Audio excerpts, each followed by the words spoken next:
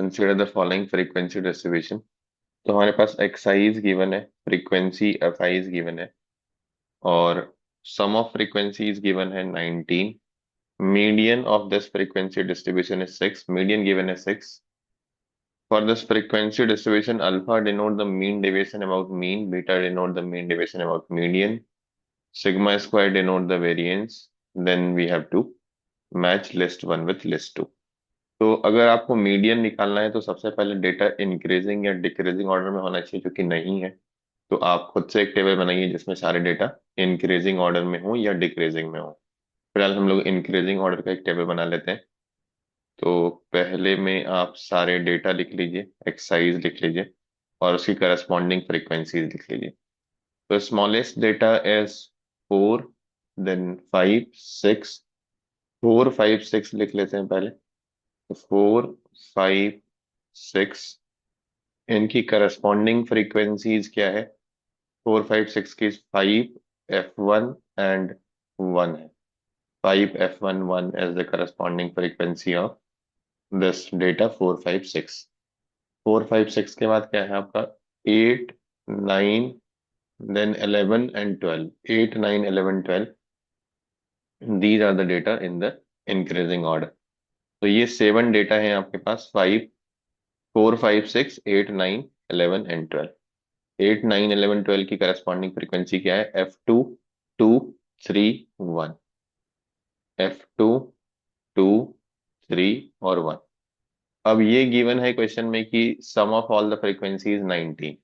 जिसको आप यूज कर लीजिए, जितने भी फ्रीक्वेंसीज हैं उनको ऐड कर दीजिए और 19 से इक्वेट कर दीजिए। तो what is sum of all the frequencies? 5 + 1 6, 8, 11 and 12। 12 plus F1 F2, ये आपका 19 गिवन है। तो क्लियरली यहाँ से F1 + F2 7 आ रहा है। तो this is one information you are getting between frequencies F1 and F2। ये आपको कितना आ रहा है? 7 आ रहा है। अभी अगर आपको मीडियन निकालना है तो you need to make one more table for one more rows for cumulative frequency. इस टेबल में आप एक और रो ऐड कर दीजिए क्यूमुलेटिव फ्रीक्वेंसी का। तो क्यूमुलेटिव फ्रीक्वेंसी क्या हो जाएगी? अभी तक आपके पास 5 डेटाज इंटर हो गए हैं। नेक्स्ट 6 से लेके 5 + F1 डेटा यहाँ पे आ जाएगा। Then add 1 with that, it is 6 + F1। Again इसमें F2 ऐड कर दीजिए, तो 6 + F1 + F2। F1 + F2 की वैल्यू है आपके पास, तो उसमें वैल्यू पुट कर दीजिए। 13 हो गया। Then +2 will be 15, then +3 will be 18 and +1 will be 19। जो लास्ट एंट्री होती है क्यूमुलेटिव फ्रीक्वेंसी की टेबल की, वो टोटल फ्रीक्वेंसी होना चाहिए, जो कि मैच कर रहा है। 19 इज द टोटल फ्रीक्वेंसी। अब आपको बताया गया है कि मीडियन क्या है। Median is 6। मीडियन होता क्या है? मीडियन होता है आपका मिडिल डेटा, मिडिल ऑब्जर्वेशन, जब आप डेटा को इंक्रीजिंग ऑर्डर में रखते हैं। तो टोटल 19 ऑब्जर्वेशन है। तो अगर नंबर ऑफ ऑब्जर्वेशन ऑड है तो n+1/2, वो जो ऑब्जर्वेशन होता है, 10th ऑब्जर्वेशन जो इस केस में है, वो आपका मीडियन होगा। और अगर ये बोला गया है कि मीडियन 6 है, तो इसका मतलब 10th ऑब्जर्वेशन 6 होना चाहिए। ये ऑब्जर्वेशन जो है 6, वो 10th ऑब्जर्वेशन होना चाहिए। इसकी क्यूमुलेटिव फ्रीक्वेंसी 10 होनी चाहिए, क्योंकि इस डेटा की फ्रीक्वेंसी एक ही है। यही एकमात्र डेटा है इस क्यूमुलेटिव फ्रीक्वेंसी रेंज में। तो 6 + F1 की वैल्यू आपकी 10 होनी चाहिए। इसके पहले आपके 9 डेटा है, इसके बाद में आपकी 9 डेटा है। ये वाले की फ्रीक्वेंसी 10 होनी चाहिए। तो F1 की वैल्यू 4 आ गई। F1 की वैल्यू 4 आ गई। F1 + F2 7 है, तो F2 आपके पास 3 आ गया। तो एक ऑप्शन तो यहाँ से आई थिंक मैच हो गया, जिसमें आपको 7 F1 + 9 F2 की वैल्यू पूछी जा रही है। तो 7 × 4 28, एंड F2 की वैल्यू 3 आई है, तो 9 × 3 इज 27। ये 55 आ गया। 55 मतलब फिफ्थ वाला। तो P का फिफ्थ वाला हो गया। You have to reject option D. ABC में से कुछ भी हो सकता है अभी के हिसाब से। और आपको अल्फा पे आ जाना चाहिए। अल्फा क्या है? Alpha denote the mean deviation about the mean. तो mean deviation about the mean के लिए सबसे पहले आपको मीन चाहिए होगा। तो let's find out the mean. Mean क्या हो जाएगा आपका? x bar is equal to sigma Fi xi by sigma Fi। ये स्टैंडर्ड डेफिनेशन है। मीन के लिए हम लोग shortcut method, step deviation method, ये सब भी यूज कर सकते हैं। फिलहाल तो मैं नॉर्मल मेथड यूज कर रहा हूँ। तो सिग्मा एफ आई एक्स आई कितना हो गया, 20 प्लस एफ वन जहां जहां उसकी वैल्यू आप रख सकते हैं। 4 हो गई अभी एफ वन की वैल्यू। तो 5 into 4 again it will be 20, then 6 plus 8 F two की वैल्यू कितनी आई है, 3 आई है, तो 8 into 3 will be 24, then 9 into 2 will be 18, 11 into 3 will be 33, plus 12 divided by 19 आ गया। ये आपका मीन हो गया, राइट। तो इसको आप सिंप्लीफाई करेंगे तो this will be added up, and ये 133/19 7 हो जाएगा। तो आपको एक और रो बना लेना चाहिए। मैं यहीं पे ऐड कर देता हूँ टेबल के नीचे, कैलकुलेशन थोड़ी आसानी होगी। तो यहाँ पे आप एक रो ऐड कर दीजिए for deviation of each data from the mean. तो लेट्स ऐड वन रो। इसमें आप क्या लिखेंगे, x I minus X bar का मॉडुलस लिखेंगे। तो लेट्स ऐड इट। यहाँ पे आपके पास आ जाएगा deviation of each data X I minus X bar का मॉड। तो अभी एक्स बार क्या है आपके पास, एक्स बार इज 7। तो 7 - 4 3 हो गया आपका, 7 - 5 2 हो गया, देन 7 - 6 1 हो गया, 7 - 8 -1, बट मॉड लेना है तो 1 हो गया, 9 - 7 2 हो गया, देन 11 - 7 4 हो गया, एंड 12 - 7 5 हो गया।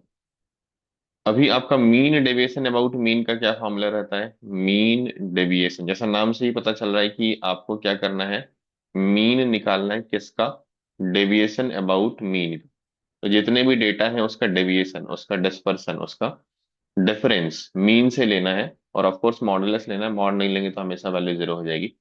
तो मॉड लेना है और उनका आपको मीन निकालना है। तो अगेन ये आपके नए डेटा सेट हो गए।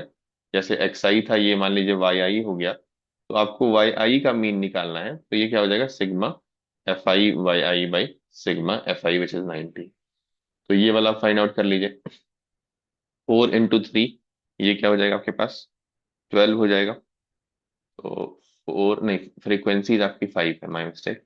तो 5 into 3 15, then F1 into 2, this will be 4 into 2 8, then next आपका क्या है, 1 into 1 1, F2 into 1, F2 आपका कितना था, F2 was 3, तो 1 हो गया, फिर 3 हो गया, then you have 2 into 2 4, 3 into 4 12, and 5 4 12 and 5, इसको एक साथ लिख दीजिए, 4 12 एंड 5 डिवाइड बाई 19। इसको सिंप्लीफाई करेंगे तो आपका कितना आ जाएगा, 48/19। इसको अगर अल्फा बताया गया तो 19 अल्फा इज 48। तो 19 अल्फा इज 48, ये कौन से ऑप्शन में है, थर्ड में है। तो इसका थर्ड मतलब आपका बी भी रिजेक्ट हो गया, क्यू का सिर्फ थर्ड होना चाहिए। अब अगर आर में देखें तो अभी इन दोनों ऑप्शन में जो अलाइव है, इसमें दोनों ही जगह पे आर आपका 2 है, तो आर सॉल्व करने की आपको जरूरत नहीं है एग्जाम में। फिर आप एस पे जाएंगे। एस में एक में 4 है, एक में 1 है, तो एस निकाल लेते हैं। एस पार्ट क्या है आपका, 19 सिग्मा स्क्वायर। तो आप सिग्मा की वैल्यू निकाल लीजिए, वेरिएंस निकाल लीजिए, वहां से आपको पता चल जाएगा कि कौन सा ऑप्शन करेक्ट है। आपको मीन डेविएशन अबाउट मीडियन निकालने की जरूरत एग्जाम में नहीं है, फिलहाल तो हम लोग निकाल लेंगे, बट एग्जाम में निकालने की जरूरत आपको नहीं है। अब वेरिएंस का क्या फॉर्मूला होता है, वेरिएंस के दो डिफरेंट फॉर्मूला होते हैं, दोनों दोनों सेम ही होते हैं बेसिकली। एक होता है आपका sigma F I X I minus X bar का whole square divide by variance, divide by total number of observation. या फिर आप इसको ऐसे भी लिख सकते हैं कि sigma F I X I square by total number of observation minus mean जो निकल के आता है उसका स्क्वायर। दोनों में से आप कुछ भी यूज कर सकते हैं। फिलहाल मैं सेकंड वाला यूज कर लेता हूँ, बट आप फर्स्ट वाला भी यूज करेंगे वो भी आसान ही है। तो इसमें आप क्या लिखेंगे, sigma F I X I square, तो 16 into 5 80 हो गया, plus 100 plus 36 plus 192 plus 162 plus 363 plus 144 divide by 90। Minus mean कितना निकल के आया था, मीन वॉज 7, तो 7 का स्क्वायर 49, आप सब कर दीजिए। ये वैल्यू आपकी कितनी आ जाएगी, ये आपकी आ जाएगी 146/19।